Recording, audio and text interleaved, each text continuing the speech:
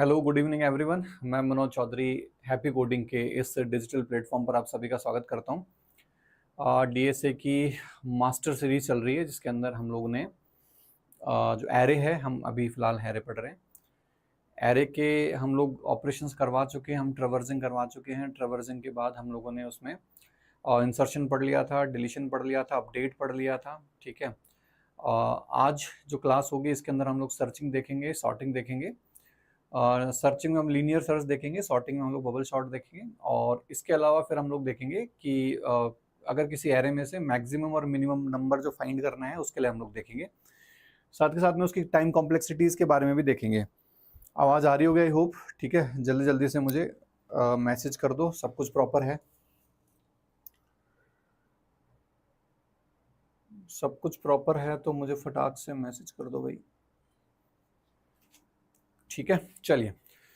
तो आज का जो टॉपिक है, सर्चिंग हम लोग कवर करने वाले हैं, सॉर्टिंग हम कवर करने वाले हैं, और मिन और मैक्स जो वैल्यूज़ हैं वो हम निकालने वाले हैं। ठीक है, चलिए तो देखते हैं। सबसे पहले अगर हम यहाँ पर सर्चिंग की बात करें तो सर्चिंग के बारे में थोड़ा सा जान लेते हैं। मान लो कि मेरे पास यहाँ पर एक एरे है 1 2 3 4 5 6 7, जैसे इस तरीके से टोटल इसमें 8 एलिमेंट्स हैं। ठीक है, 7 पड़ा हुआ है, 10 पड़ा हुआ है, 2 पड़ा हुआ है, 3 पड़ा हुआ है, 46 पड़ा हुआ है, 32 पड़ा हुआ है, 97 पड़ा हुआ है, 48 पड़ा हुआ है। इस तरीके से इसके अंदर एलिमेंट्स पड़े हुए हैं। 0 1 2 3 4 5 6 7, ये इसकी इंडेक्स पोजीशन है। ठीक है, मुझे इसमें से एक नंबर सर्च करना है 46। ठीक है, सबसे पहली बात कि यहाँ पर एरे जो है वो पहले से सॉर्टेड फॉर्म में है या अनसॉर्टेड फॉर्म में है। तो सॉर्टेड अनसॉर्टेड का मतलब है कि क्या किसी सीक्वेंस में है छोटे से बड़ी की तरफ, यानी कि क्या ये असेंडिंग ऑर्डर में है, या फिर छोटी मतलब बड़े से छोटे की तरफ डिसेंडिंग ऑर्डर में है। ऐसा कुछ भी नहीं है। ये देखो छोटा है यानी स्मॉल वैल्यू है, लेकिन इससे पहले बड़ी वैल्यू है, इसके बाद भी बड़ी वैल्यू। इसका मतलब ये किसी फिक्स ऑर्डर में नहीं है, किसी सॉर्टेड ऑर्डर में इसको नहीं रखा गया है। ठीक है, तो सबसे पहले आपको सिर्फ यही सोचना है कि जो लीनियर सर्चिंग होती है, लीनियर सर्च को हमेशा तभी काम में लिया जाता है जब आपके पास एरे जो होता है वो अनसॉर्टेड होता है। ठीक है, कब लिया जाता है? जब एरे आपका अनसॉर्टेड होता है या फिर आपके पास डेटा बहुत लिमिटेड हो, कम डेटा हो। अगर आपके पास कम डेटा है तो भी आप लीनियर सर्च के साथ काम में लीनियर सर्च को काम में ले सकते हो, और अगर आपके पास एरे अगर अनसॉर्टेड पड़ा हुआ है तो आप लीनियर सर्च को काम में ले सकते हो। ठीक है, सर्चिंग कैसे होती है अब सुनो ध्यान से। सर्चिंग का मतलब ये है कि अगर मुझे 46 सर्च करना है तो सबसे पहले मान लो कि इस एरे का नाम ARR है। ठीक है, क्या नाम है इसका? ARR। तो सबसे पहले, और ये जो वैल्यू है ये किसी n नाम के वेरिएबल में पड़ा हुआ है। ठीक है, तो मैं क्या चेक करूंगा कि क्या ARR का 0 है, क्या वो n के बराबर है, यही तो सर्च करेंगे। अगर है तो इसका मतलब नंबर मिल गया, नहीं है तो इस n को ARR के 1 के साथ कंपेयर करो। 1 में भी नहीं है तो 2 के साथ करो, 2 में भी नहीं है तो 3 के साथ करो, 3 में भी नहीं है तो 4 के साथ करो, और 4 के साथ अगर मिल जाता है तो फिर आप वहीं से बाहर आ जाओ और बता दो कि आपको आपका नंबर मिल गया है। ठीक है, पहली बात तो ये। दूसरा कि अभी अगर मैं n, मेरे पास 46 है। ठीक है, हो सकता है कि ये जो n है मुझे सबसे पहले मिल जाए, स्टार्टिंग में मिल जाए। मान लो यही मिल जाए कि मुझे यहीं पे 46 पड़ा होता, उस केस में क्या होता? तो वो जो केस होता है वो केस होता है मेरा बेस्ट केस, कि आप जो भी एलिमेंट सर्च कर रहे हो और वो एलिमेंट अगर आपको सबसे पहले मिल जाए, 0th इंडेक्स पोजीशन पर ही मिल जाए, वो क्या है? वो आपका बेस्ट केस है। और बेस्ट केस के केस में जो टाइम कॉम्प्लेक्सिटी रहती है वो होती है बिग O1। क्या रहती है? Big O1। समझ में आ रहा है? लेकिन फिलहाल अगर मुझे सर्चिंग करनी है तो मेरे पास काफी सारे सिनेरियोज हो सकते हैं। क्या? या तो बीच में कहीं मिले, या फिर लास्ट वाला एलिमेंट हो जो मैं सर्च कर रहा हूं वो, या फिर सब कुछ सर्च कर लिया लेकिन वो एलिमेंट है ही नहीं इसके अंदर, लेकिन तो भी मेरे एफर्ट्स तो लगे।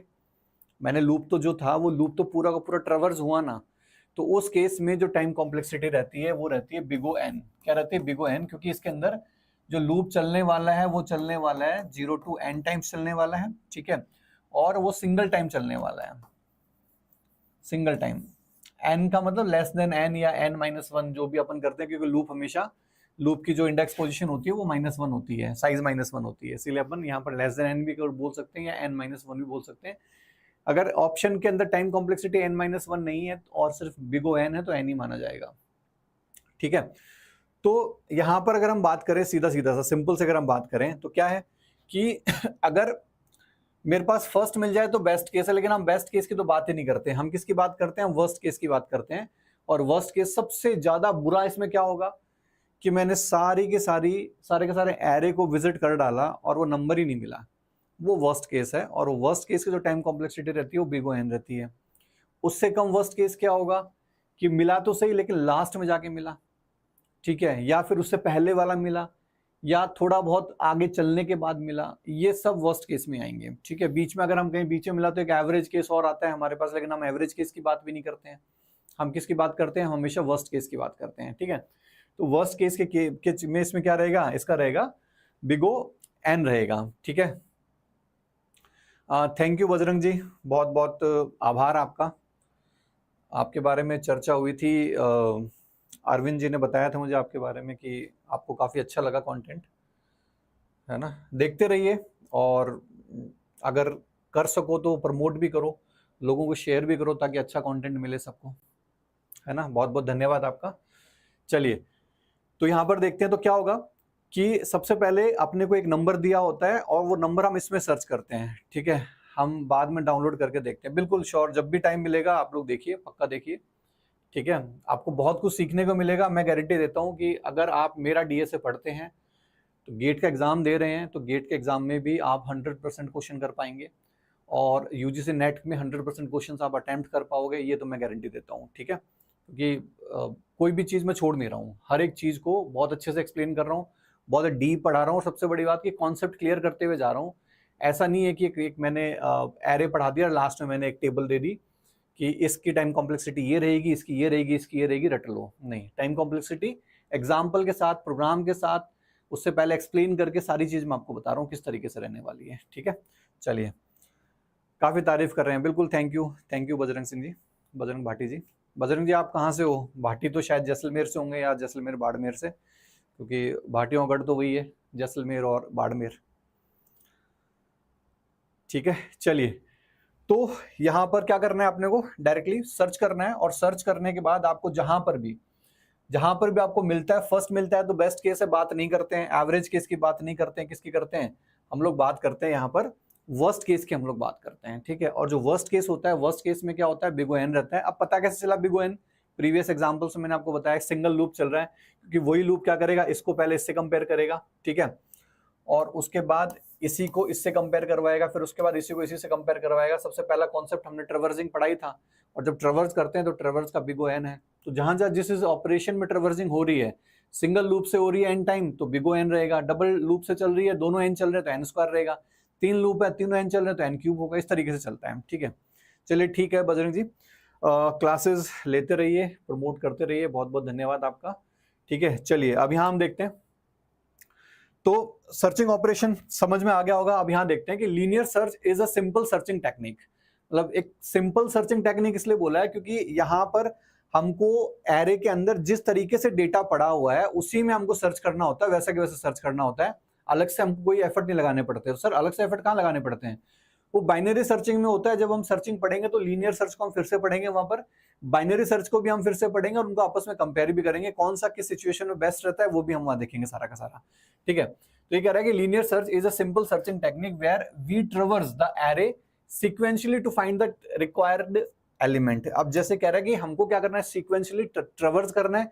सबसे पहले जो भी नंबर चाहिए उसको इससे कंपेयर करेंगे, फिर इससे करेंगे, फिर इससे करेंगे, फिर इससे करेंगे, फिर इससे करेंगे, इस तरीके से चलते रहेंगे, ठीक है। जहां जब तक हमको क्या नहीं मिल जाता, वो एलिमेंट मिल नहीं जाता जो हम सर्च कर रहे हैं, ठीक है।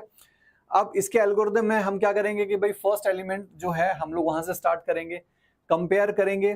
की का मतलब क्या है? की का मतलब वो n ही है जिसकी मैं अभी बात कर रहा था, ठीक है। तो n में जो भी वैल्यू पड़ी है उसको हम लोग हर एक एलिमेंट से कंपेयर करेंगे, पहले 0th इंडेक्स पोजीशन वाले से, फिर फर्स्ट वाले से, फिर सेकंड वाले से, फिर थर्ड वाले से, इस तरीके से हम कंपेयर करेंगे।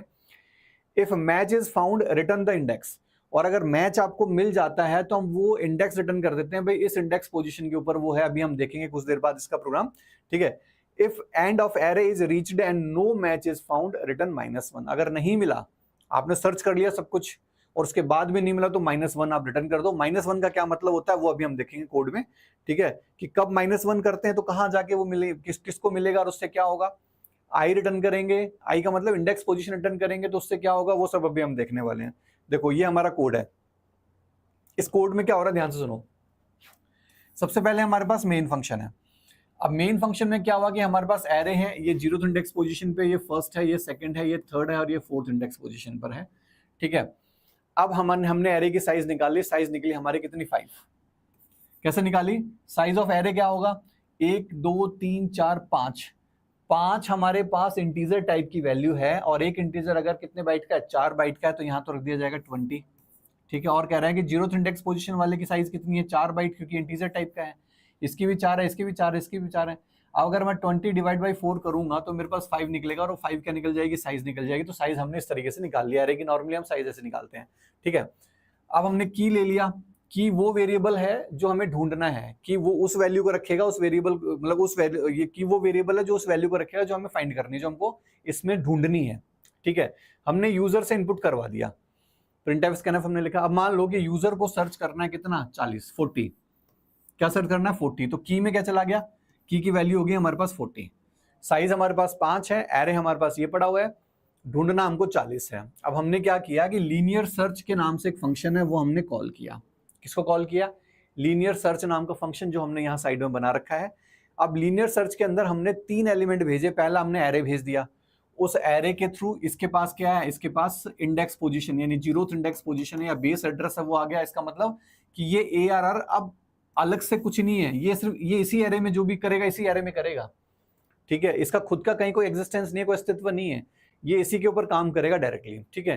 साथ के साथ हमने क्या भेजा, साइज हमने भेजा वहां से 5 जो इस साइज को मिल गई, की हमने भेजा कितना 40 जो इसकी को मिल गया। यानी ये तो हमको ढूंढना है, 5 में से हमको ढूंढना है और ये हमारे पास एरे है, इस एरे में से ढूंढना है। तो सारी चीज हमने इसको प्रोवाइड करवा दी।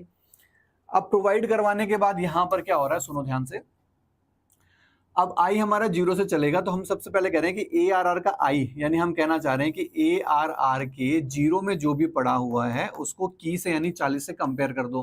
तो ARR के 0 में कितना पड़ा हुआ है 10, क्या 10 बराबर होता है 40 के, 10 बराबर नहीं होता 40 के। इसका मतलब ये इफ जो कंडीशन है फॉल्स होगी, इसके अंदर नहीं आएगा। आई प्लस प्लस होगी, आई की वैल्यू जो 0 थी 0 से कितनी होगी, 0 से 1 होगी, ठीक है 1 होगी। अब चेक करेगा ARR का 1 क्या 40 के बराबर है, ARR के 1 में कितना पड़ा हुआ है 20, क्या 20 इक्वल्स टू 40 होता है, नहीं होता है, तो फिर से इफ के अंदर नहीं आएगा। फिर ऊपर गया, ऊपर जाके आई प्लस प्लस किया, आई की वैल्यू कितनी कर दी इसने 2 कर दी, कितनी कर दी 2 करते ही फिर यहां पर आया और यहां पर आने का जिसने क्या किया ARR का आई इक्वल्स टू यानी कि ARR के 2 है उसको कंपेयर करो 40 से, तो ARR के 2 में कितना चला गया 30 इक्वल्स टू 40, कंडीशन अभी भी फॉल्स है। फिर ऊपर गया, आई की वैल्यू कितनी होगी 3, साथ ही साथ चेक भी करता जा रहा है कि 3 इज लेस देन 5 यानी कि अभी तक कंडीशन ट्रू है। अंदर आया और अंदर आने के बाद क्या हुआ कि अब ये चेक करेगा कि क्या 3 यानी क्या 40 के बराबर होता है, बिल्कुल होता है, अंदर आएगा। अब रिटर्न क्या काम करता है सुनो ध्यान से। रिटर्न का मतलब क्या है कि प्रोग्राम जो है वो अब आगे ना तो इधर जाने देगा, इसको आई प्लस प्लस होने देगा, यानी कि अभी बाकी है ना 4 भी तो चेक करना चाहिए इसको, लेकिन अभी चेक नहीं करेगा। रिटर्न क्या करेगा, आई की वैल्यू कितनी है फिलहाल 3 है, तो ये 3 जो है, सॉरी ये 3 जो है ये 3 रिटर्न करेगा, उठाएगा और 3 किसको दे देगा, इस रिजल्ट को दे देगा। ये रिजल्ट कौन बैठा है, यहाँ 3 लेने के लिए बैठे हैं, यानी कि यहां से जो भी इंडेक्स पोजीशन है वो किसको पकड़ा दी जाएगी, वो रिजल्ट को पकड़ा दी जाएगी। और रिजल्ट के पास क्या आया, रिजल्ट के पास 3 आ गया। क्या आ गया, रिजल्ट के पास 3 आ गया। अब हम सर्च करवा रहे हैं, कह रहा है कि अगर रिजल्ट जो है वो -1 के बराबर नहीं है। अब सुनो ध्यान से, ये -1 कब आएगा, इस प्रोग्राम को अब दोबारा चलाएंगे फिर हम देखेंगे। अगर -1 के बराबर नहीं है, इसका मतलब -1 कब भेजेगा, जब नंबर नहीं मिलेगा। होगा क्या कि अभी जैसे कि मान लो कि मैं 40 की जगह मान लो मैं 7 भेज देता, तो 7 तो है ही नहीं यहाँ पर किसी भी एलिमेंट में, तो 7 नहीं है, तो ये इफ तो एक बार भी नहीं चलता।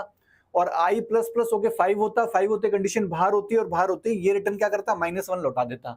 तो -1 इस वाली लाइन पे तभी पहुंचेगा जब ये इफ कंडीशन फॉल्स होगी, हर बार फॉल्स होगी, एक बार भी ट्रू नहीं होगी।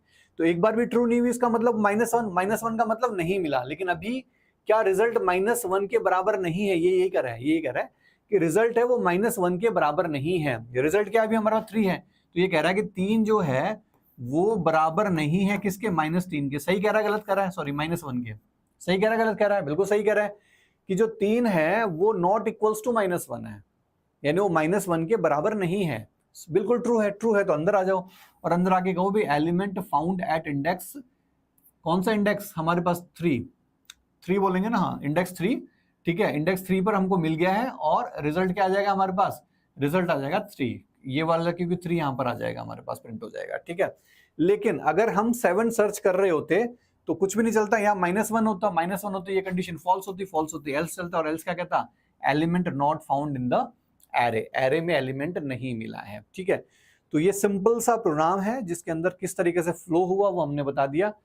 रिटर्न आई का मतलब जहां पर मैच कर गया वो इंडेक्स पोजीशन, क्योंकि इंडेक्स पोजीशन तो आई मेंटेन कर रहा है, पहले 0 किया, फिर 1 किया, फिर 2 किया, 3 किया, 3 पे मिल गया, इसका मतलब आई इंडेक्स पोजीशन ही तो है, वो आई हमने इस रिजल्ट को दी, रिजल्ट ने कहा कि तीसरे नंबर पे हमको मिल गया है, थर्ड इंडेक्स पोजीशन पे हमको वो मिल गया है, ठीक है। इसके अलावा अगर नहीं मिलता तो -1 रिटर्न होता, -1 रिटर्न होता तो टाइम पर क्या कहता है, कहता -1 नॉट इक्वल्स टू -1, ये कंडीशन फॉल्स है क्योंकि -1 तो बराबर होता है -1 के, जबकि ये कह रहा है कि नहीं होता बराबर, तो उस केस में इफ नहीं चलता, कौन चलता है, एल्स चलता, ठीक है। तो इस तरीके से चलेगा। लूप चल रहा है हमारा 0 to साइज तक, साइज मतलब n तक चल रहा है, ठीक है। तो इसलिए इसकी टाइम कॉम्प्लेक्सिटी भी क्या रहेगी, बिगो n रहेगी, ठीक है। टाइम कॉम्प्लेक्सिटी क्या रहेगी, बिगो n रहेगी। अगर मैं इसका n रख लूं तो ज्यादा अच्छे समझ में आएगा, लेकिन साइज रखो तो वो ज्यादा बढ़िया है, क्योंकि आप हर जगह n ढूंढोगे, कुछ बच्चे साइज देखकर कंफ्यूज हो जाएंगे। तो साइज हो, n हो, कुछ भी हो, यहाँ वेरिएबल होना चाहिए। अगर वो वेरिएबल तक चल रहा है इसका मतलब फिक्स नहीं है, वेरिएबल में तो कुछ भी हो सकता है, ठीक है। तो इसलिए n हो ये जरूरी नहीं है, कोई कुछ भी हो सकता है, लेकिन यहाँ वेरिएबल होना चाहिए। यहाँ डायरेक्टली 5 लिखा हुआ होता तो बिगो 1 रहता, लेकिन यहाँ अगर कोई वेरिएबल लिखा है इसका मतलब n ही है, ठीक है। वेरिएबल का मतलब वो n ही है, ध्यान रखना, ठीक है। क्वेश्चन है what is the worst case time complexity of linear search in an unsorted array. कह रहा है कि भाई अगर हमारा एरे अनसॉर्टेड होगा उस केस में जो वर्स्ट केस है वो कौन सा रहेगा।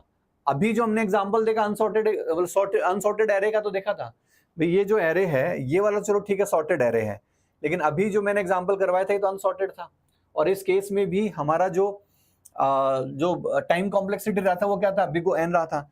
अगर आपको कहा जाए कि सॉर्टेड के केस में क्या रहेगा तो भी कोई फर्क नहीं पड़ने वाला, क्योंकि सॉर्टेड अनसॉर्टेड करके आपको कंफ्यूज किया जा सकता है। अनसॉर्टेड की टाइम कॉम्प्लेक्सिटी भी बिगो n रहेगी, ठीक है, और सॉर्टेड के केस में भी क्या रहेगी, सॉर्टेड के केस में बिगो n ही रहने वाली है। क्यों भाई, इसलिए रहने वाली है क्योंकि ये तो सॉर्टेड था, इसके बावजूद तो मुझे एक एक करके चेक करना पड़ा ना आगे जाके। तो लीनियर सर्च के अंदर चाहे सॉर्टेड हो चाहे अनसॉर्टेड हो, चेक तो आपको एक एक एलिमेंट को ही करना पड़ेगा, और तब तक करना पड़ेगा जब तक आपको एलिमेंट नहीं मिल जाता, ठीक है। और अगर नहीं भी मिलता है तो आपको पूरा का पूरा चेक करना पड़ेगा, पूरा का पूरा ट्रेवर्स करना पड़ेगा, ठीक है।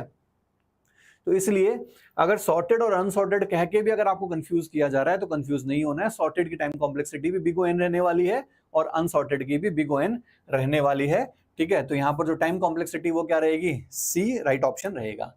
नेक्स्ट कर रहा है कि which of the following is not a property of linear search. इनमें से कौन सा है जो कि लीनियर सर्च की प्रॉपर्टी नहीं है, ठीक है। कौन से नहीं है, पहला कह रहा है कि works on sorted and unsorted array both. अभी अभी हमने देखा था बिल्कुल कि ये दोनों पे काम करता है, ठीक है। चाहे सॉर्टेड हो चाहे अनसॉर्टेड हो कोई फर्क नहीं पड़ना है, टाइम कॉम्प्लेक्सिटी दोनों के केस में सेम रहनी है। ऐसा नहीं कि सॉर्टेड है तो कम टाइम लगेगा, नहीं, क्योंकि इसका तरीका ये है कि भाई तू 0th इंडेक्स पोजीशन वाले से ढूंढना शुरू कर, फिर चाहे वो सॉर्टेड हो चाहे अनसॉर्टेड हो तब तक करता रहे, या तो जब तक मिल नहीं जाए, और अगर या फिर नहीं भी मिलता है तो पूरा सर्च कर ले, पूरा सर्च करोगे तभी तो पता चलेगा कि नहीं मिला है, ठीक है। नेक्स्ट कर रहा है कि रिक्वायर्स बिगो स्पेस, बिगो 1 स्पेस, कह रहा है कि कांस्टेंट स्पेस की रिक्वायरमेंट होती है, ठीक है। नेक्स्ट कर रहा है कि यूज डिवाइड एंड कॉन्कर, ये स्पेस की बात कर रहा है, कांस्टेंट स्पेस की बात कर रहा है, बिल्कुल कांस्टेंट स्पेस की ही रिक्वायरमेंट होती है। स्पेस तो कांस्टेंट है भाई, एरे है हमारे पास, एरे की साइज फिक्स होती है ना, तो स्पेस तो कांस्टेंट ही रहेगा। एरे की साइज हमारे पास फिक्स रहती है तो एरे के केस में हमारे पास कांस्टेंट ही रहने वाला है, ठीक है। Uses divide and conquer, divide and conquer का मतलब ये कह रहा है कि जब आप यहाँ सर्चिंग पे चल रहे होते हो तो ये एरे है आपके पास। अब इस एरे में क्या है कि आपके पास कुछ डेटा पड़ा हुआ है, 7 4 9 2 78 46 32 इस तरीके से, ठीक है।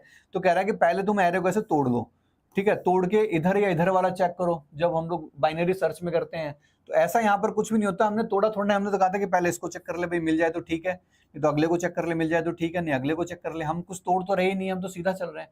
तो डिवाइड एंड कॉन्कर टेक्निक जो है वो इसमें नहीं आती है। डिवाइड एंड कॉन्कर किस में आती है, वो आती है आपकी बाइनरी सर्च के अंदर। किसके अंदर आती है, बाइनरी सर्च के अंदर आती है। ठीक है, तो बाइनरी सर्च के अंदर डिवाइड एंड कॉन्कर आती है। Time complexity is independent of array being sorted. ठीक है, तो जो एरे के अंदर सॉर्टेड होने के जो समय की जटिलता पर असर नहीं पड़ता है। इसका मतलब अभी यही कह रहा है कि भाई अगर आपका एरे सॉर्टेड है तो भी आपका जो time complexity big O N रहने वाली है, और अनसॉर्टेड है तो भी बिग ओ एन रहने वाली। तो कह रहा है कि सॉर्टेड होने से कोई फर्क नहीं पड़ता, सॉर्टेड हो अनसॉर्टेड हो टाइम कॉम्प्लेक्सिटी तो वही रहनी है, बदलनी नहीं है। ठीक है, चलिए नेक्स्ट देखते हैं। What will be the output of the following C code. ये जो सी लैंग्वेज का कोड है इसका आउटपुट क्या रहने वाला है, ये देखिए।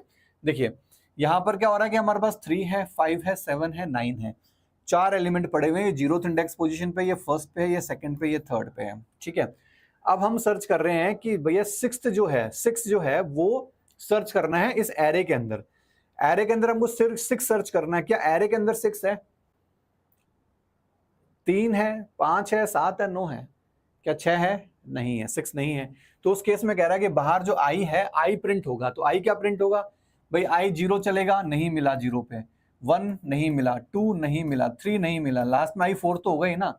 4 होगा तभी तो कंडीशन बाहर आएगी। 4 is less than 4, condition true या फॉल्स? फॉल्स। तो बाहर आएगा। आई यहाँ पर क्या लेकर आएगा अपने पास? 4। तो आउटपुट भी क्या निकल कर आएगा? 4 निकल कर आएगा। 4 यहाँ पर आउटपुट आने वाला है। ठीक है, तो एरे को लिया गया है लेकिन साथ में लूप वाले क्वेश्चन को घुसा दिया इसमें। ठीक है, चलिए नेक्स्ट हम देखते हैं। How many comparisons will be made in the worst case for a linear search on a 100 element array? कह रहा है कि भाई आपका एक एरे है जिसकी साइज 100 है। ठीक है, कह रहा है कि उसके अंदर कितने कंपैरिजन आपको करने पड़ेंगे वर्स्ट केस के अंदर। ठीक है, यानी वर्स्ट केस के अंदर कितने कितने कंपैरिजन करोगे। तो अभी भी मैंने क्या कहा? अभी मैंने कहा कि भाई ये मेरे पास 100 का एलिमेंट है, ये मेरे पास 100 का एलिमेंट है और मेरे पास वेरिएबल, मेरे पास मुझे मान लो कि इसमें से मुझे 7 ढूंढना है। इसमें 5 पड़ा हुआ है, 2 पड़ा हुआ है, 3 पड़ा हुआ है, 10 पड़ा हुआ है, 9 पड़ा हुआ है, 100 पड़ा हुआ है, 120 पड़ा हुआ है, 78 पड़ा हुआ है, 46 पड़ा हुआ है। इस तरीके से सारा कुछ पड़ा हुआ है लेकिन 7 नहीं है कहीं पर भी। और मान लो कि ये टोटल कितने, टोटल यहाँ पर 100 है। तो आपको मैक्सिमम कितनी बार सर्च करना पड़ेगा, ये पूछ रहा है कि हाउ मेनी कंपैरिजन, कितने कितने कंपैरिजन करना पड़ेगा। ये पहला कंपैरिजन होगा, ये दूसरा हो गया, ये तीसरा हो गया। तो वर्स्ट केस क्या होगा? वर्स्ट केस होगा कि आपको एलिमेंट मिल ही नहीं रहा। मिल नहीं रहा इसका मतलब 100 के 100 आपको ढूंढने पड़ेंगे, तभी तो पता चलेगा कि आप तो यार सबसे ज्यादा गड़बड़ होगी कि मिला ही नहीं। तो सबसे, मैंने आपको जब स्टार्टिंग में बता दिया कि जो सबसे ज्यादा वर्स्ट केस वो कौन सा होता है? वो होता है जब आपको मिला ही नहीं एलिमेंट। तो नहीं मिला तो कैसे पता चलेगा कि इसमें एलिमेंट नहीं है? आपको 100 के साथ कंपैरिजन करना पड़ेगा। तो पूछा कि मैक्सिमम कितने कंपैरिजन होंगे, तो कितने होंगे? 100 कंपैरिजन होंगे। तो यहाँ पर जो राइट आंसर वो क्या रहेगा? 100 इसका राइट आंसर रहेगा। ठीक है, चलिए चलिए, थैंक यू अरविंद जी। चलिए अब हम देखते हैं यहां पर linear search is preferred over binary search when. कह रहा है कि लीनियर सर्च जो है वो प्रिफर्ड है किसके ऊपर? बाइनरी सर्च के ऊपर। कब प्रिफर की जाती है लीनियर को? कब बाइनरी पे प्रिफर किया जाए? मैंने आपको बताया था कि सबसे पहले तो अगर आपके पास डेटा अनसॉर्टेड हो, क्या हो? अनसॉर्टेड हो, तो उस केस में आप लीनियर को ही प्रिफर करो।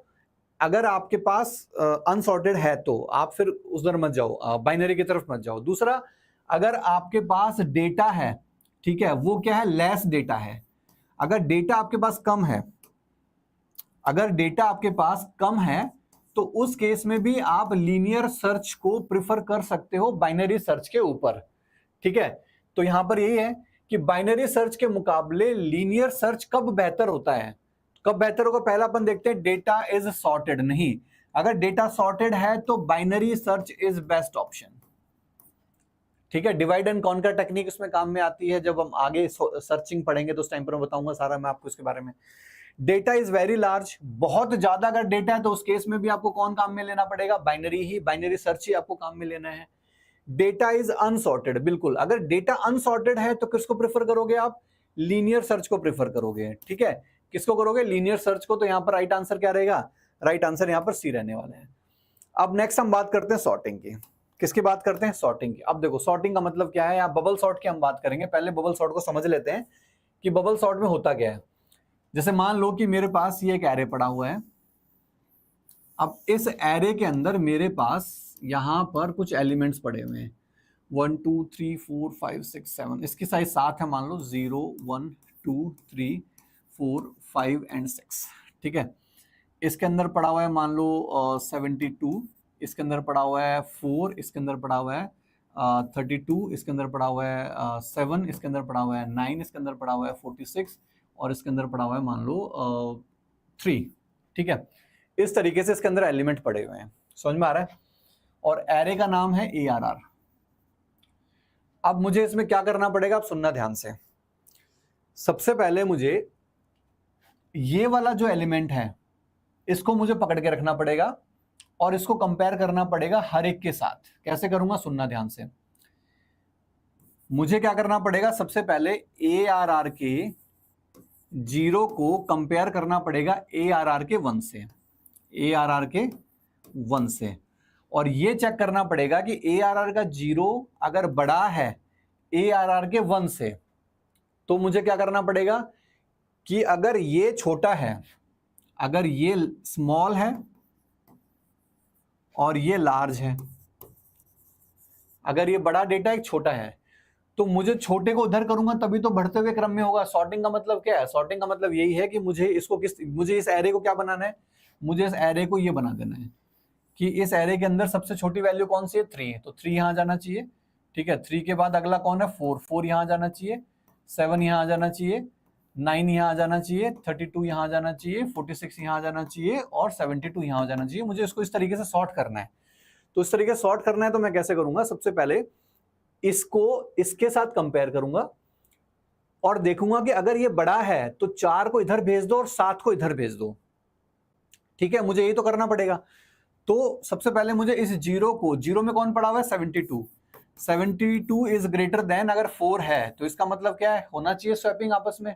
ठीक है, तो स्वैपिंग कैसे होगा, ठीक है, तो ये क्या होगा कि ये 4 तो इधर चले जाएगा, ठीक है, 4 इधर चले जाएगा और 72 इधर चले जाएगा। ठीक है, आपस में स्वैप किया मैंने। स्वैप क्यों किया समझ में आ गया, क्योंकि मुझे सबसे छोटा यहां पर लेके आना है। ठीक है, आप सुनो अगली बार। अब मुझे इसी 0 को अब 2 से कंपेयर करना है। किससे कंपेयर करना है, 2 से। अब 0 पे कौन पड़ा हुआ है, 0 पे पड़ा हुआ है 4 इज ग्रेटर देन, 2 पे कौन पड़ा हुआ है, 32। 4 क्या बड़ा है 32 से। अब सुनो, अगर ये लार्ज और ये स्मॉल है तभी क्या होगी, तभी स्वैपिंग होगी, ये कंडीशन मिलेगी। तो इस बार क्या ये लार्ज है, नहीं है भाई, ये लार्ज नहीं, स्मॉल है, इसका मतलब नो स्वैपिंग। ठीक है, अगली बार इसी 0 का, यानी कि 0 में जो 4 पड़ा हुआ है, इसी कंपैरिजन किससे हो जाएगा, 3 से। तो 3 पे कौन पड़ा हुआ है, 7, तो यानी कि क्या 4 बड़ा होता है 7 से, नहीं। फिर 3 की जगह 4 से, 4 पे क्या पड़ा हुआ, 9, क्या 4 बड़ा होता है 9 से, नहीं। फिर इसी का होगा किससे, 5 से, क्या 4 बड़ा होता है 46 से, नहीं। क्या 4 बड़ा होता है 3 से, बिल्कुल। लास्ट वाले केस में ये कंडीशन ट्रू हो गई, इसका मतलब ये लार्ज है और ये स्मॉल है, इन्हें स्वैपिंग होनी चाहिए। स्वैपिंग होनी चाहिए तो मतलब 4 को यहां पहुंचा दो और 3 को कहां भेज दो, यहां भेज दो। सबसे पहले हमको 3 ही चाहिए था, 3 हमारा हो चुका है, यहाँ पे आ गया हमारे पास 3 यहां पर। तो इसका मतलब सबसे पहले इसको पकड़कर इसको सबके साथ कंपेयर कर देना है। सबके साथ कंपेयर होने के बाद अब हमको क्या करना पड़ेगा, अब जब मेरे पास 0th इंडेक्स पोजीशन वाले जो जीरोथ इंडेक्स पोजीशन है, अगर वहां पर सबसे छोटी वैल्यू मेरे पास आ चुकी है, तो अब मुझे क्या करना है, अब मुझे यहां पर जो कंपैरिजन होगा वो होगा 1 का सबके साथ, यानी कि यहां सबसे छोटी वैल्यू आ चुकी है, अब इसको कंपेयर करूंगा इधर वाले सबके साथ। ठीक है, तो इस केस में ARR के 1 में क्या पड़ा हुआ है, 72 इज ग्रेटर देन ARR का 2। हमेशा ये आगे वाले से कंपेयर करता है, तो 2 से करेंगे तो 2 पे कितना पड़ा, 32। कंडीशन ट्रू है भाई, ये लेस है और ये बिग है। ठीक है, ये छोटा है, ये बड़ा है, इसका मतलब इसकी जगह 32 की जगह 72 और 72 की जगह 32 आना चाहिए, यानी कि यहां पर 32 आ जाएगा और यहां क्या चले जाएगा, यहां 72 चले जाएगा। इसका मतलब अब यहां पर जो भी कंपैरिजन होगा वो 32 से होगा। 32 इज ग्रेटर देन, 3 पे कौन पड़ा हुआ है, 7, तो 3 पे 7 पड़ा हुआ था, इसका मतलब फिर कंडीशन ट्रू होगी। फिर कंडीशन ट्रू होगी तो 32 तो यहां चले जाएगा और यहां क्या आ जाएगा, यहां आ जाएगा 7। ठीक है, इसका मतलब अब जो कंपैरिजन होगा वो 7 से होगा। 7 इज ग्रेटर देन 9, ये कंडीशन फॉल्स है। 7 इज ग्रेटर देन 46, ये भी कंडीशन फॉल्स है। और 7 इज ग्रेटर देन 4, ये कंडीशन क्या है, ये कंडीशन ट्रू हो गई। अगर ये कंडीशन ट्रू हो गई तो उस केस में क्या होगा, उस केस में अब जो लास्ट वाला, ये जो अभी कितना था यहाँ पर, लास्ट में 7 है ना इसके अंदर, या 32 है, सॉरी हाँ 7 है। 7 तो चला गया इधर और 4 चला गया यहाँ पर, तो देखो 4 आ गया ऑटोमेटिकली। तो इसी तरीके से ये चलता रहेगा। इसी तरीके से क्या होगा कि अब इसमें भी सारा हो गया, अब इसको सबके साथ कंपेयर करेंगे तो जो सबसे छोटा इसमें आ जाएगा, फिर इसको सबसे कंपेयर करेंगे जो सबसे छोटा इसमें आ जाएगा, फिर इसको कंपेयर करेंगे जो बचे हुए में सबसे छोटा है वो उसमें आ जाएगा। तो इस तरीके से चल रहा है। तो ये सारा का सारा काम करने के लिए हमको कितने लूप्स काम में लेने पड़ेंगे? 2 for लूप्स। कितने? 2 for लूप्स काम में लेने पड़ेंगे। ठीक है, जो आउटर लूप है, इनर लूप, उससे एक कम चलेगा। क्यों? अब सुनो ध्यान से। इस वाले को जो कंट्रोल करेगा वो तो कंट्रोल करेगा वो लूप जो कि बाहर वाला है, आउटर लूप, और इस वाले को कंपेयर करेगा कौन? Inner loop. और इनर लूप हमेशा एक कम चलेगा। क्यों? क्योंकि ये जब 0 था तो इसने हमेशा आगे वालों से 1 से लेकर 6 तक चला। ठीक है, जब ये 1 हुआ, यानी जब ये पहुंचा तो ये 2 से लेकर 6 तक चला। जब ये 2 होगा तो ये 3 से लेकर 6 चलेगा। इसका मतलब हमेशा अंदर वाला लूप बाहर वाले से एक कम चलेगा, लेकिन उससे फर्क नहीं पड़ना टाइम कॉम्प्लेक्सिटी पे। ऐसा नहीं कि आप टाइम कॉम्प्लेक्सिटी सर करो एक कम चल रहा है तो कुछ और रहेगी, नहीं, दोनों लूप चलेंगे एन टाइम ही। और एन टाइम अगर चल रहे हैं तो इसकी जो टाइम कॉम्प्लेक्सिटी रहेगी क्या आएगी? बिग O n स्क्वायर, क्योंकि लूप एक दूसरे के अंदर चल रहे हैं, नेस्टेड लूप चल रहे हैं, इसलिए बिग O n स्क्वायर रहेगा। अभी हम देखेंगे इसके बारे में, पहले पढ़ लेते हैं। कह रहा है कि sorting is the process of arranging data in a particular order. Sorting का मतलब कि आप किसी पर्टिकुलर एरे के डेटा को किसी एक पर्टिकुलर ऑर्डर में अरेंज कर रहे हो, टिपिकली इन असेंडिंग ऑर्डर, मतलब लो टू हाई, यानी कम से ज्यादा की तरफ आप करते हैं। इसको हम ये कहूं, असेंडिंग ही तो था हमारे पास कि हमने छोटे से बड़े की तरफ हम लोग इसको सेट कर दिया। ठीक है, और डिसेंडिंग हाई टू लो भी हो सकता है, यानी बड़े से छोटे की तरफ भी हो सकता है। जैसे आप स्कूल के अंदर जब सुबह आपकी प्रेयर होती थी तो प्रेयर में कैसे खड़ा करते थे? हाइट के अकॉर्डिंग, असेंडिंग ऑर्डर में, कि सबसे छोटा, फिर उसके बाद उससे बड़ा, फिर उसके बाद उससे बड़ा, फिर उसके बाद उससे बड़ा, इस तरीके से हम खड़ा करते थे। ठीक है, तो कुछ वैसा ही है। It is used to organise data to make searching, analysing and processing more efficient, यानी कि डेटा को ऑर्गेनाइज करने के लिए काम में आता है। सर्चिंग, देखो अभी मैंने बताया था कि बाइनरी के टाइम पर सॉर्टिंग बड़ी काम आती है, बाइनरी सर्च में। ठीक है, तो वहां पर उस तरह के जो हमारे पास प्रॉब्लम्स होती है उनको सॉल्व करने के लिए बहुत ज्यादा ये काम में आती है। ठीक है, अब ये हमारे पास प्रोग्राम है, इसको देखना ध्यान से। इस प्रोग्राम के अंदर अब सबसे पहले तो इधर देख लो, ये मेरे पास एरे है 0 1 2 3 4 5 एंड 6। ये पेन दिख रहा होगा, है ना? अगर नहीं दिख रहा है तो बता देना, चेंज कर देंगे कलर।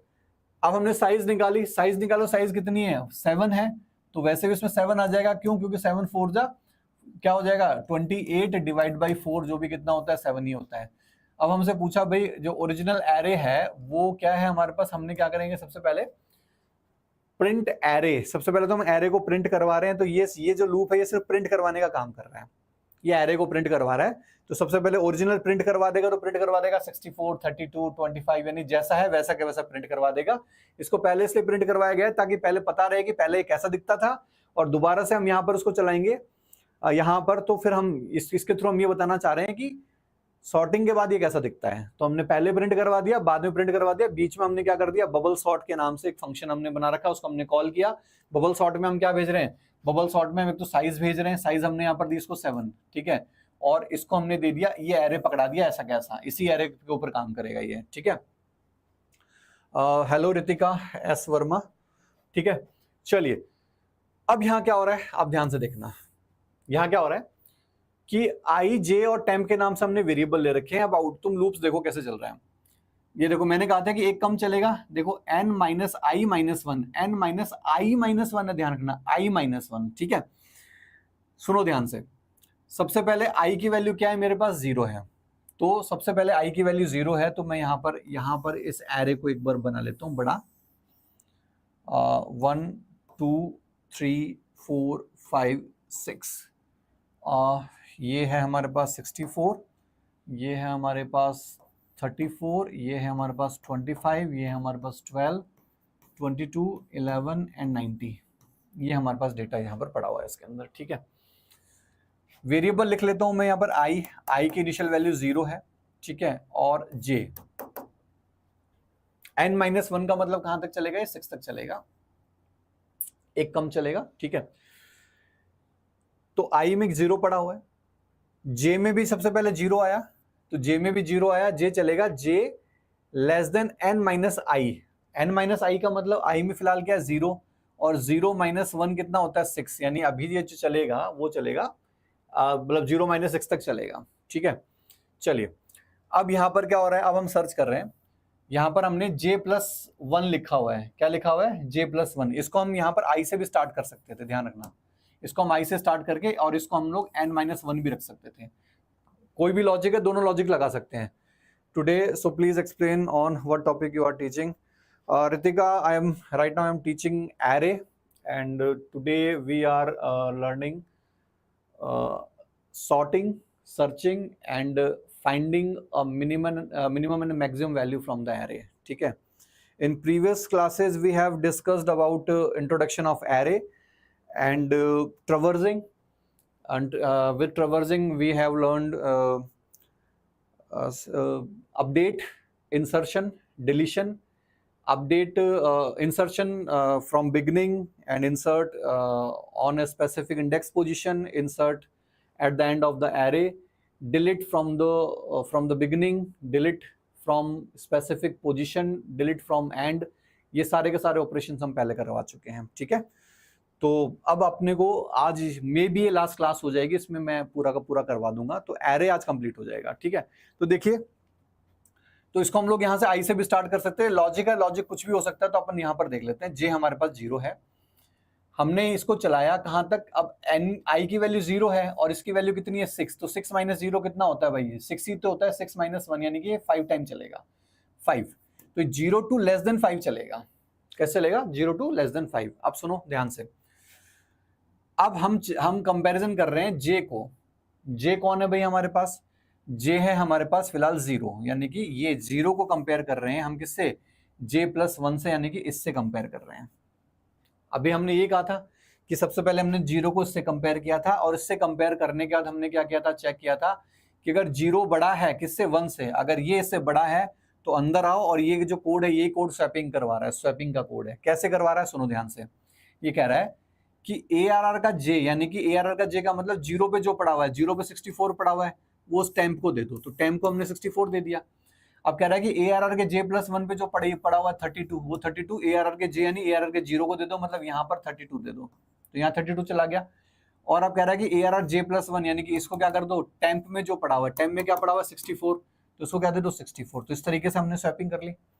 स्वैपिंग करने के बाद फिर यहां से वापस जाएगा, J++ करेगा, क्योंकि इस लूप से तो बाहर आया नहीं। अब J की वैल्यू कितनी होगी? 1 होगी। 1 होगी तो चेक करेगा कि 1 इज लेस देन 5। बिल्कुल 1 इज लेस देन 5 है, तो भाई अंदर आ जाओ, इधर आ जाओ। इधर आने के बाद ARR का J, अब ARR का J कितना हो गया हमारे पास? 1 हो गया। ठीक है, और 1 होने के बाद हमने क्या किया? 1 को कंपेयर किया किसके साथ?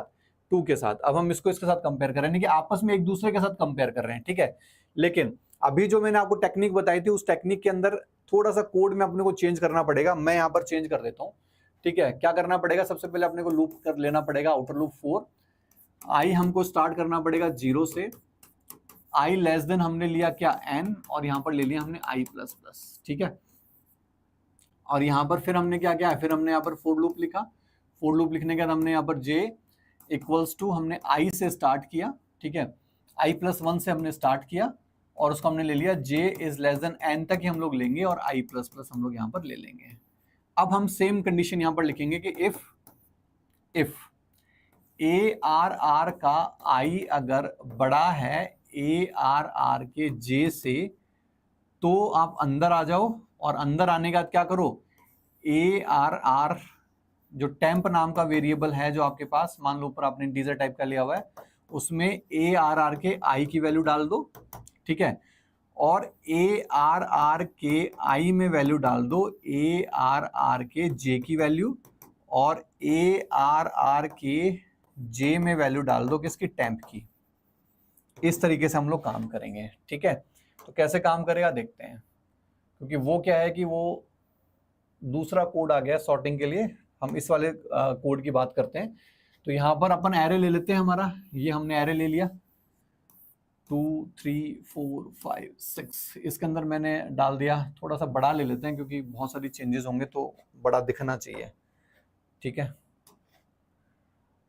यहाँ ले लेते हैं नीचे, ये बड़ा है हमारे पास। 1 2 3 4 5 एरे हम 6 साइज का ले लेते हैं। यहाँ पर पड़ा हुआ है 96 42 78 9 7 और 13, ये हमने यहाँ पर ले लिए। ये 0 है, ये 1 है, ये 2 है, ये 3 है, ये 4 है और ये 5 है। लूप चलेगा कहाँ तक?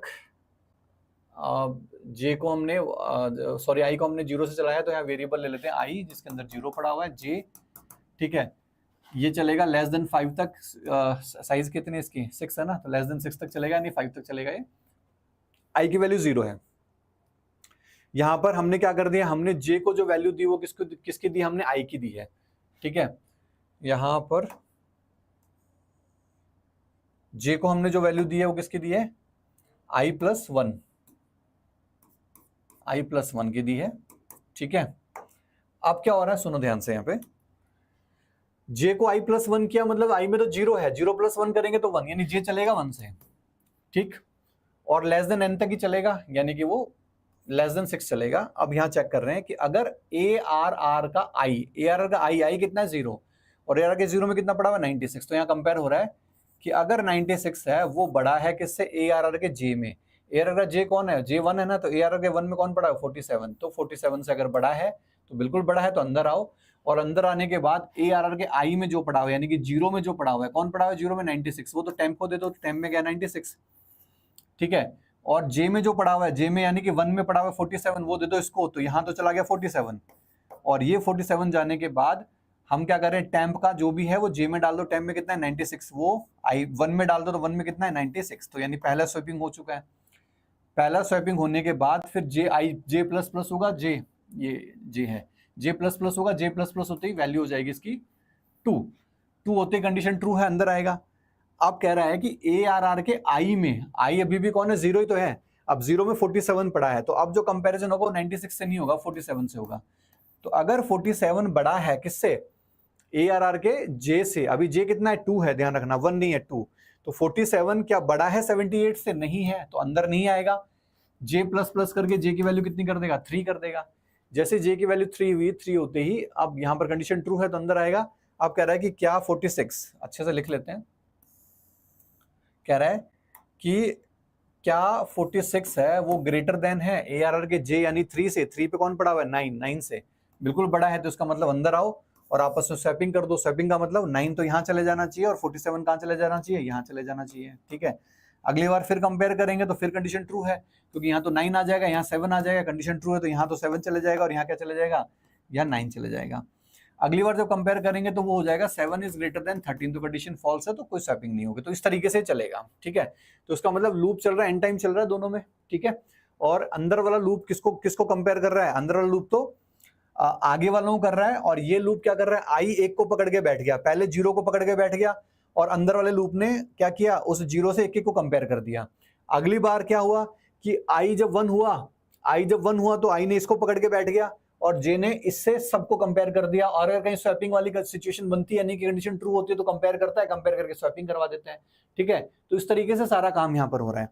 तो 2 लूप की यहाँ पर इन्वॉल्वमेंट है, समझ में आ रहा है। तो यहाँ पर हम ये देखना चाहेंगे कि what is the worst case time complexity of bubble sort. अब यहाँ पर बबल सॉर्ट की बात हो रही है, इस वाले सॉर्टिंग की बात हो रही है जो हम यहाँ पर लेकर आए थे, ठीक है। तो इस सॉर्टिंग में क्या हो रहा है? यहाँ पर देखो दोनों एन टाइम ही चल रहा है और 2 लूप हैं, दोनों लूप एक दूसरे के अंदर घुसे हुए हैं, ठीक है। इसका मतलब नेस्टेड लूप है, और नेस्टेड लूप के केस में क्या होता है हमेशा? टाइम कॉम्प्लेक्सिटी, अगर 2 लूप दोनों अगर एन टाइम चल रहे हैं तो क्या रहेगा? n square. तो क्या रहेगा यहाँ पर? बिग O n स्क्वायर यहाँ पर टाइम कॉम्प्लेक्सिटी रहने वाली है, ठीक है। चलिए, bubble sort, how many total passes are needed to sort an array in size. Total कितने पास की जरूरत है भाई? टोटल कितने पास की जरूरत है? n-1 की। क्यों n-1 की जरूरत है? देखो, ये हमेशा अंदर वाला जो लूप है ये पास करता है, पास करने का मतलब ये चेक करता है, ठीक है। तो ये हमेशा एक कम चल रहा है। क्या चल रहा है? हमेशा एक कम चल रहा है। तो इसीलिए क्या होगा, इसकी जो टाइम कॉम्प्लेक्सिटी जो रहने वाली है वो क्या रहेगी? n-1, यानी n-1 टाइम कम चलेगा। कीथ कह रहा है कि in bubble sort how many total passes are needed, maximum कितने की जरूरत पड़ेगी? तो n-1 जो है पासेस की जरूरत पड़ेगी, ठीक है। नेक्स्ट है, what will be the output of the following C code. Bubble sort के अंदर 1 पास के साथ ये कितने की जरूरत पड़ेगी? यहाँ पर एक ही लूप चल रहा है। अब सुनो क्या हो रहा है यहाँ पर। सबसे पहले जैसे कि ये हमारे पास पड़ा हुआ है 0, 1, 2, 3 एंड 4। ज्यादा बड़ा करना चाहें तो अगर बड़ा कर लेते हैं, यहां पर हमने लिखा क्या? 5, 1, 4, 2 एंड 8, ये हमने यहां पर ले लिया है। 0 है, 1 है, 2 है, 3 है, 4 है। ठीक है, अब ये कह रहा है कि सबसे पहले ए का आई सबसे पहले 0 है, इसकी बात कर रहा है कि जो 5 है अगर वो बड़ा है किससे, आई प्लस 1 यानी कि 1 से। अगर बड़ा है तो अंदर आओ, और अंदर आने के बाद क्या करो कि ए के आई में जो भी पड़ा हुआ है टेम्प में डाल दो। आई का मतलब 5, तो टेम्प में 5 गया। टेम्प में 5 जाने के बाद जो इसमें पड़ा हुआ है वो तो इसको दे दो, तो ये तो हट गया। और इसके अंदर क्या डाल दो, टेम्प की वैल्यू, तो ये हो गया 5 हमारे पास, तो ये आपस में इधर कंपेयर हो गया। अब फिर हम ऊपर गए, आई को प्लस प्लस किया, आई को प्लस प्लस करते, अब आई की वैल्यू यहां से यहां आ गई। आई ने इसको यहीं छोड़ दिया, यहां पहुंच गया, यहां पर 5 पड़ा हुआ है। तो अब जो कंपैरिजन होगा वो क्या होगा, 5 के बाद उसको किससे होगा, 2 से। तो क्या 5 बड़ा है 4 से, बिल्कुल 5 बड़ा है 4 से। तो 5 अगर 4 से बड़ा है तो यहाँ क्या आ जाएगा हमारे पास, स्वैपिंग होगी, 100% स्वैपिंग होगी, क्योंकि क्या हो रहा है कि आगे बढ़कर ए और उसके आगे वाले में कर रहा है। ठीक है, तो यहाँ पर क्या हो जाएगा, यहाँ तो 4 चले जाएगा, यहाँ क्या चले जाएगा, 5 चले जाएगा। ठीक है, नेक्स्ट टाइम पर आई जो है हमारे पास, आई फिर बढ़ेगा, आई बढ़ेगा तो आई की वैल्यू कितनी हो जाएगी, आई की वैल्यू हो जाएगी हमारे पास 2, और 2 को हम 3 से कंपेयर करेंगे तो 5 बड़ा है किससे, 2 से। तो यहाँ भी कंडीशन सही है, तो ये इधर चला गया और ये इधर, ये कहाँ चला गया, ये 5 चला गया। ठीक है, इस केस में आपस में कंपेरिजन नहीं होगा, तो चलेगा एक बार। तो आउटपुट क्या आएगा, 14258। एक तो कौन कौन बचा हुआ है सुनो, देखो यहाँ पर, एक तो ये आया है, एक ये आया, तो 4 के बाद आया 2 के बाद आया क्या, 5, और फिर आया 8। तो 14258 है क्या कहीं, 14258, यानी जो ए ऑप्शन है ये हमारे पास राइट ऑप्शन रहेगा इसका। यानी दो एडजेसेंट जो एलिमेंट्स है उनको आपस में कंपेयर करवाया जा रहा है बबल शॉट में, यानी दो पास वाले होते हैं उनको आपस में कंपेयर करवाया जाता है। ठीक है, लेकिन ये क्या कर रहा है, ये 1 पास में ही करवा रहा है सारा काम, इसमें कोई नेस्टेड लूप इसने काम में नहीं लिया है, सिंगल लूप काम में लिया है। तो इसकी टाइम कॉम्प्लेक्सिटी अगर हम पूछे तो हम क्या क्या बताई जाएगी, बिग O एन हम इसकी बता सकते हैं। ठीक है, तो इसका आउटपुट ये रहने वाला है।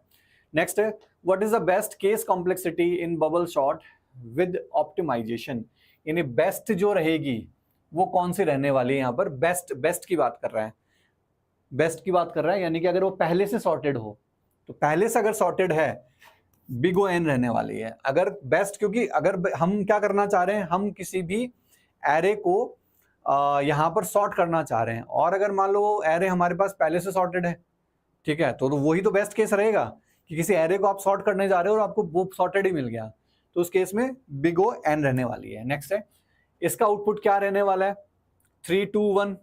अब यहाँ पर हम दोनों लूप्स को काम में ले रहे हैं, यानी हम क्या कर रहे हैं, आउटर लूप और इनर लूप दोनों है। और सिंपल सी बात है, अगर हम सॉर्ट ही कर रहे हैं तो क्या रहेगा अपने पास, क्योंकि यहाँ पर ग्रेटर देन है, और ग्रेटर के केस में हमेशा क्या होगा, असेंडिंग ऑर्डर ही बनता है, तो 1 2 3 रहेगा। अगर ये यहाँ पर लेस देन होता तो लेस देन के केस में आउटपुट कितना आता, 3 2 1, तो उस केस में आउटपुट रहता 3 2 1, क्योंकि सिर्फ इसी का ग्रेटर देन और लेस देन का डिफरेंस रहता है असेंडिंग और डिसेंडिंग ऑर्डर के अंदर। तो इसका क्या रहेगा, 1 2 3 रहेगा। ठीक है, फाइंड मैक्सिमम एंड मिनिमम की हम बात करते हैं। ठीक है, अब जैसे मान लो कि मेरे पास एक एरे है, अब मुझे इस एरे में से ये सर्च करना है कि कौन सा एलिमेंट तो सबसे बड़ा है और कौन सा एलिमेंट सबसे छोटा है। ठीक है, कौन सा एलिमेंट सबसे बड़ा है और कौन सा एलिमेंट सबसे छोटा है। जैसे यहाँ पर 7 दे दिया, 46 दे दिया, 92 दे दिया, 3 दे दिया, 2 दे दिया, 49 दे दिया और 58 दे दिया, इस तरीके से। ठीक है, तो इसमें जो मिनिमम है वो कौन सा है, वो तो ये रहा। ठीक है, और जो मैक्स पड़ा हुआ है वो कहाँ पर है, ये पड़ा हुआ है। ठीक है, तो इसका मतलब कि इसमें से सबसे छोटा अगर हमको ढूंढना है तो इसका मतलब क्या करना पड़ेगा, मुझे कंपैरिजन करना पड़ेगा। जैसे मैं क्या करता हूं, मान लो सबसे पहले मैंने इसी को मान लिया कि यही सबसे छोटा है। ठीक है, तो मुझे पता कैसे चलेगा कि ये सबसे छोटा है, तो मैं जब तक इसको आगे वालों से कंपेयर नहीं करूंगा तो मुझे नहीं पता चल पाएगा कि ये छोटा है, क्योंकि आगे जाऊंगा तभी तो पता चलेगा कि 3 इससे छोटा है, फिर मैं आगे जाऊंगा तभी तो पता चलेगा कि भाई उससे छोटा 2 भी है, 3 से छोटा 2 भी है।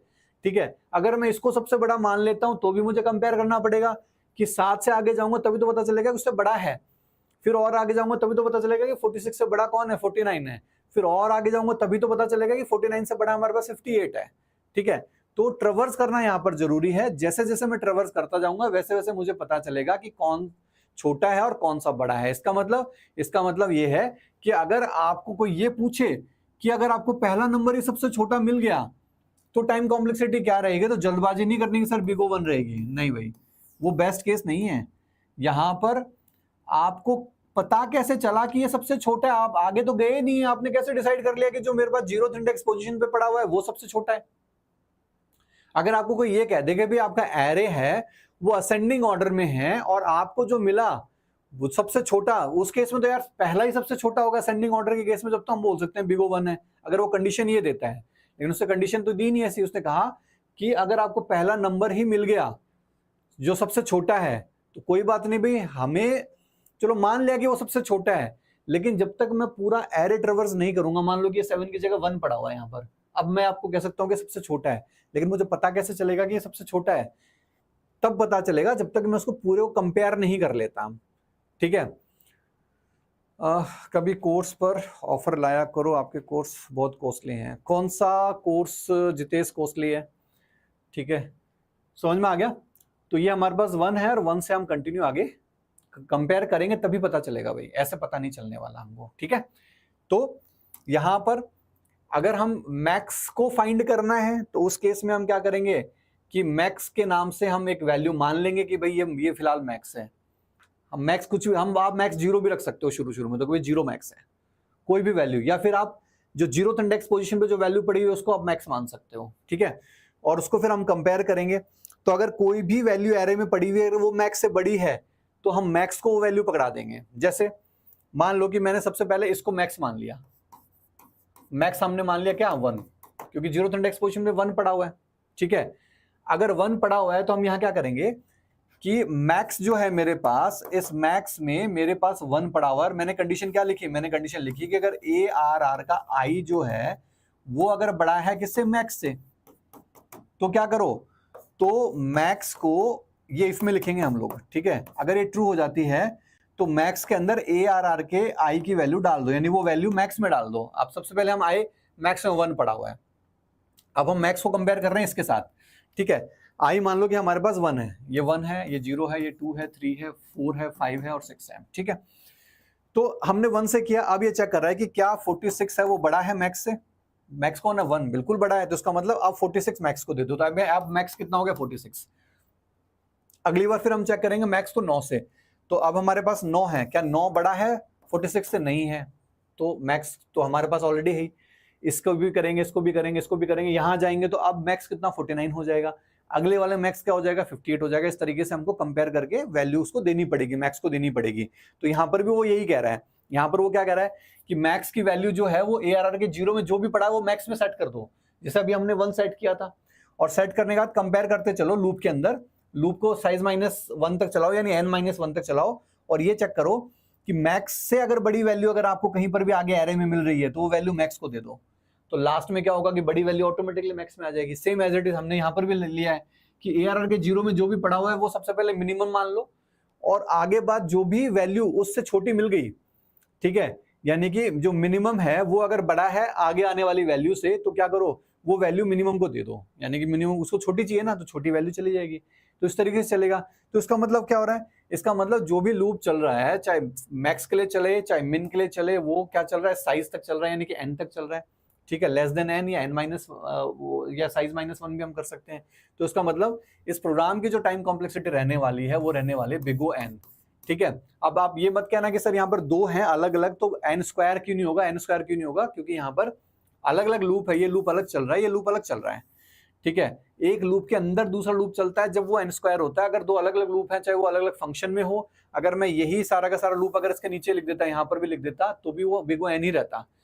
अंदर चलने का मतलब फिर वो टाइम कॉम्प्लेक्सिटी डबल हो जाती है, स्क्वायर में चली जाती है। लेकिन अगर बाहर है तो इसका मतलब जो भी मैक्सिमम होगा वही ले लिया जाएगा।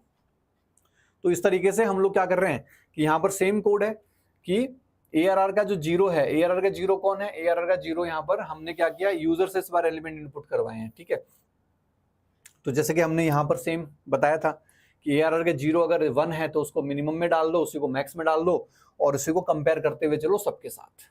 ठीक है, तब जाकर आपका मिनिमम और मैक्सिमम दोनों निकल के आ जाएगा। ठीक है, चलिए, what is the minimum number of comparisons required to find the maximum element in an array of n element? कह रहा है कि भाई मिनिमम नंबर ऑफ कंपैरिजन कितने होंगे अगर आपको फाइंड करना है, क्या मैक्सिमम एलिमेंट अगर फाइंड करना है इन an array of an element, कितने होंगे? आप सुनो ध्यान से।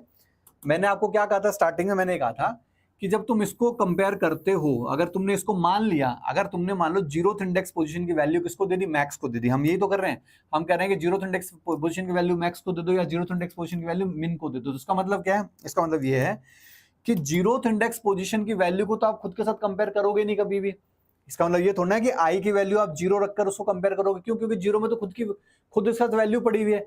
तो हमेशा जो कंपैरिजन होगा वो जीरो से अगला, यानी कि 1 से स्टार्ट होगा, जीरो से कभी स्टार्ट नहीं होगा। अगर आप जीरो वाली वैल्यू को क्या मान के चल रहे हो, आप मिनिमम या मैक्स मान रहे हो। हाँ, अगर आपने नहीं माना, मिन को आपने जीरो अलग से दे दिया और मैक्स को आपने अलग से जीरो दे दिया, जीरो का मतलब जीरो वैल्यू दे दी, मतलब मैं कह रहा हूं कि अगर इसको तुमने यहाँ जीरो दे दिया, ऐसे करके जीरो इनपुट कर दिया, तब तो उसको तुमको क्या करना पड़ेगा, तब तुमको उसको यहां से कंपेयर करना पड़ेगा इससे। लेकिन तुमने वैल्यू ये दे दी, तो इसका मतलब तुम आगे वालों से उसको चला रहे हो, तो उसको एक कम चलना पड़ेगा, यानी कि इससे तो उसको कंपेयर करना है, इसको तो आगे वालों से कंपेयर करना है, तो इसलिए उसको कितनी बार चलना पड़ेगा, n-1 चलना पड़ेगा। ठीक है, तो n-1 कंपेरिजन होगा। तो यहाँ पर यही पूछ रहा है कि कितने कंपेरिजन होंगे, तो कितने कंपेरिजन होंगे यहाँ पर, n-1 कंपेरिजन होंगे। ठीक है, इस तरह के ट्रिकी क्वेश्चंस एग्जाम से पूछे जाते हैं। What is the time complexity of finding both minimum and maximum in single scan of an array. कह रहा है कि भाई एक एरे को आप सिंगल स्कैन करना चाह रहे हो, जैसे अभी भी मैंने आपको कहा था कि अगर आप ये यहां पर लिख देते, इसके अंदर भी लिख देते, या फिर ये वाला कोड जो है इस इफ के नीचे लिख देते यहीं पर, यानी कि मैक्स और मिनिमम दोनों इसी लूप में चल रहा है, समझ में आ रहा है, तो उस केस में टाइम कॉम्प्लेक्सिटी क्या रहती है, सेम ही रहती है, क्योंकि लूप पे डिपेंड करती है टाइम कॉम्प्लेक्सिटी, तो वो क्या रहती है, बिग O N ही रहती है। क्या रहती, बिग O N रहती है। तो यहाँ पर राइट ऑप्शन क्या रहेगा, सी इसका राइट आंसर रहेगा। नेक्स्ट है, what is the best case time complexity of finding max in an array. कह रहा है कि भाई यहाँ पर बेस्ट केस टाइम कॉम्प्लेक्सिटी क्या रहेगी, अगर आप क्या कर रहे हो कि मैक्स ढूंढ रहे हो एरे के अंदर, तो भैया बेस्ट केस टाइम कॉम्प्लेक्सिटी क्या हो सकती है, पहला एलिमेंट। लेकिन अभी अभी मैंने आपको बताया था कि पहला एलिमेंट सबसे मैक्सिमम वैल्यू है, ये तुमको पता कैसे चलेगा, जब तुम पूरे एरे को ट्रेवर्स कर चुके होंगे, जब उस पहले नंबर पे जो वैल्यू पड़ी हुई है उसको जब तुम सबके साथ कंपेयर कर चुके होगे, तभी तो तुमको पता चलेगा कि यार ये तो सबसे छोटी, ये सबसे बड़ी वैल्यू है। तो इसीलिए कंफ्यूज मत हो जाना, ये टिक मत कर देना, यही टिक करना है आपको, क्योंकि ट्रेवर्सिंग फिर भी आपको करनी है, जीरो वाले को सबके साथ कंपेयर करना है, करोगे तभी पता चलेगा कि ये सबसे बड़ा है। ठीक है, तो राइट ऑप्शन क्या रहेगा इसका, बिग O N रहेगा।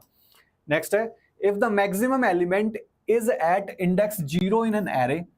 भाई अगर maximum value zero index position पे है तो कितने कंपैरिजन होंगे, वही क्वेश्चन है जो अभी तक घुमा फिरा के दे दिया गया है, तो कितने होंगे भाई, n-1 कंपैरिजन होंगे। कितने होंगे, n-1 कंपैरिजन होंगे। ये मत सोच लेना कि भाई 0 कंपैरिजन होगा या n कंपैरिजन होंगे, n-1 कंपैरिजन होंगे। क्यों, क्योंकि भाई खुद का तो खुद से करेगा नहीं, आगे वाले सबसे करेगा। ठीक है, इसलिए n-1 कंपैरिजन करेगा। नेक्स्ट है, which condition will correctly find maximum in an array.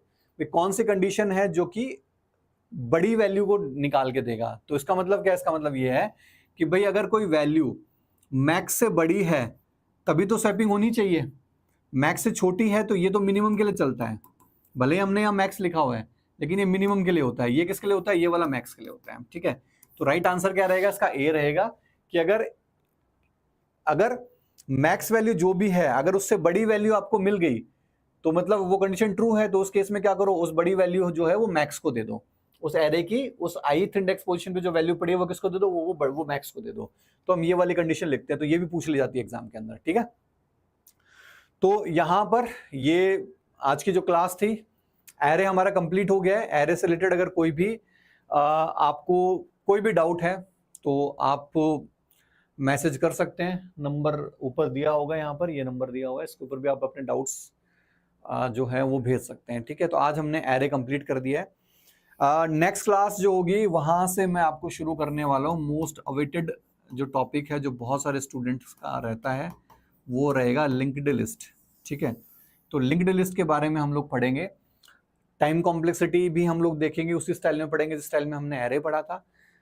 Insertion देखेंगे इसके अंदर, हम इसके अंदर डिलीशन देखेंगे, जितने भी ऑपरेशन हम परफॉर्म करवा सकते हैं वो सारे के सारे ऑपरेशन हम इसके अंदर देखने वाले हैं। ठीक है, तो लिंक लिस्ट हम लोग वेंसडे को क्लास लेंगे, क्योंकि जो क्लास होती है मेरी वो रहेगी मंडे को, वेंसडे को और फ्राइडे को, ये 3 दिन क्लास रहेगी वीक में। तो नेक्स्ट क्लास जो वेंसडे है यानी कि परसों है, परसों हम लोग मिलते हैं। Till then take care, bye bye, good night.